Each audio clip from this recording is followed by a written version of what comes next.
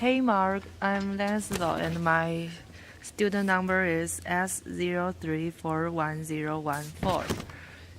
Eulogy for the Martyred children. September 18, 1963. Birmingham, Ella. This afternoon we gather in the quiet of this sanctuary to pay our last tribute of respect to these beautiful children of God. They entered the stage of history just a few years ago, and in the brief years that they were privileged to act on this myrtle stage, they played their parts exceedingly well. Now the curtain falls. They move through the exit. The drama of their earthly life comes to a close. They are now committed back to that eternity from which they came. These children, unoffending, innocent, and beautiful, were the victims of one of the most vicious and tragic crimes ever perpetrated against humanity. Yet they died nobly. They are the martyred heroines of a holy crusade for freedom and human dignity. And so this afternoon, in a real sense, they have something to say to each of us in their death. They have something to say to every minister of the gospel who has remained silent behind the self-security of stained glass windows. They have something to say to every politician who has fed his constituents with the stale bread of hatred and the spoiled meat of racism. They have something to say to a federal government that has compromised with the undemocratic practice of thousand dixiocrats and the blatant hypocrisy of right-wing northern Republicans.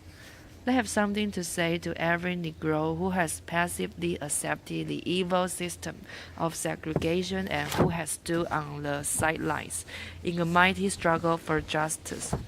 They say to each of us, black and white alike, that we must substitute courage for caution. They say to us that we must be concerned not merely about who murdered them, but about the system, the way of life, the philosophy which produced the murderers. Their death says to us that we must work passionately and unrelentingly for the realization of the American dream. And so, my friends, they did not die in vain. God still has a way of bringing good out of evil. And history has proven over and over again that unmerited suffering is redemptive. The innocent blood of these little girls may well serve as a redemptive force that will bring new light to this dark city. The Holy Scripture says, "A little child shall lead them." The death of these little children may lead our whole Southland from the low road of man's inhumanity to man to the right high road of peace and brotherhood. These tragic deaths may lead our nation to substitute an aristocracy of character for an aristocracy of color. The spilled blood of these innocent girls may cause the whole citizenry of Birmingham to transform the negative extremes of a dark past into the positive extremes of a bright future. Indeed, this tragic event may cause the white South to come to terms with its conscience. And so I stand here to say this afternoon to all assembled here that in spite of the darkness of this hour, we must not despair. We must not become bitter, nor must we harbor the desire to retaliate with violence. No, we must not lose faith in our white brothers. Somehow we must believe that the most misguided among them can learn to respect the dignity and the worth of all human personality. May I now say a word to you? the members of the bereaved families. It is almost impossible to say anything that can console you at this difficult hour and remove the deep clouds of disappointment which are floating in your mental skies. But I hope you can find a little consolation from the universality of this experience. Death comes to every individual. There is an amazing democracy about death. It is not aristocracy for some of the people, but democracy for all of the people. Kings die and beggars die. Rich men and poor men die. Old people die and young people die. Death comes to the innocent and it comes to the guilty. Death is the irreducible common denominator of all men. I hope you can find some consolation from Christianity's affirmation that death is not the end. Death is not the period that ends the great sentence of life, but a comma that punctuates it to more lofty significance. Death is not a blind alley that leads the human race into a state of nothingness, but an open door which leads man into life eternal.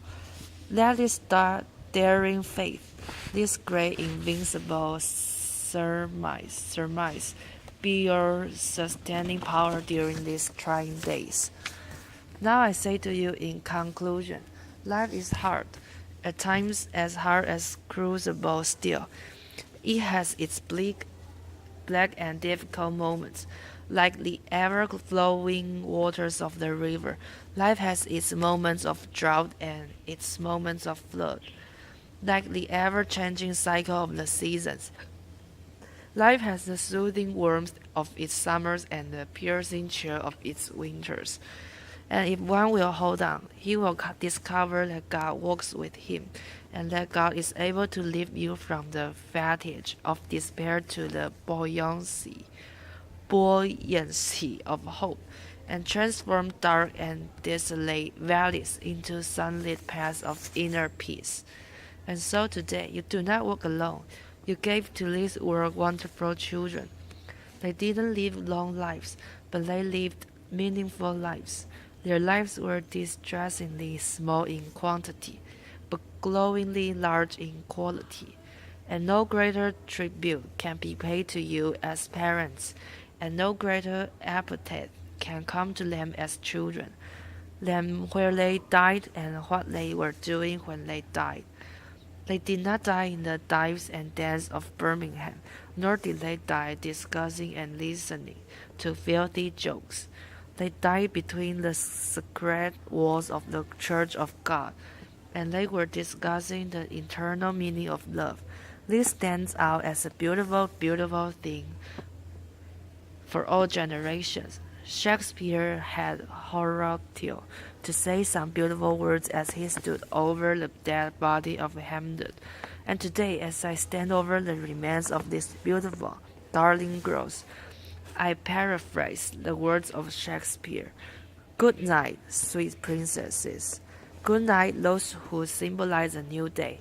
And may the flight of angels take thee to the eternal rest. God bless you.